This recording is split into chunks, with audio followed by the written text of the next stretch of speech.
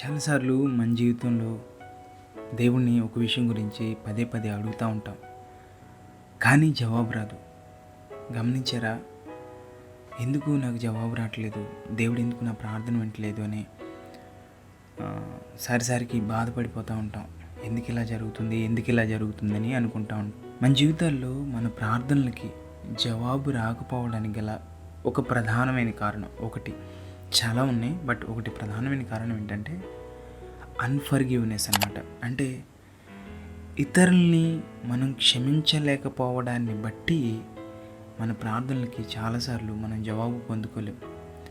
మనం అనుకుంటాం మనం మంచిగా ఉన్నాం, ప్రాబ్లం ఏం లేదు, అంటే మనకి ఎవరి మీద కోపం లేదుగా, ఎవరి మీద రాగద్వేషాలు లేవు కదా అని మనసులో అనుకుంటాం. కానీ ఏదో లోపల హృదయంలో పెట్టుకుని మనం ప్రార్థన చేస్తూ ఉంటాం. అందుకనే మన ప్రార్థనలకి చాలాసార్లు జవాబు రాదనమాట. నువ్వు ఎంత ప్రార్థన చేసినా జవాబు రావట్లేదంటే ఒకసారి కూర్చుని నిన్ను నీవే పరీక్ష చేసుకో, ఇంట్రాస్పెక్ట్ చేసుకోవడం వల్ల ఏం జరుగుతుందంటే పరిశుద్ధాత్మ దేవుని యొక్క సహాయంతో నిన్ను నీవు పరిశీలన చేసుకోవడాన్ని బట్టి దేవుడు నీ హృదయంలో ఉన్న ఏదన్నా విషయాలు ఉంటే దేవుడు నీకు బయలుపరుస్తాడు. వాటిని ఒప్పుకొని విడిచిపెట్టినప్పుడు, దేవుని యొద్ద క్షమాపణ వేడుకున్నప్పుడు ఖచ్చితంగా నీకు జవాబు దొరుకుతుంది.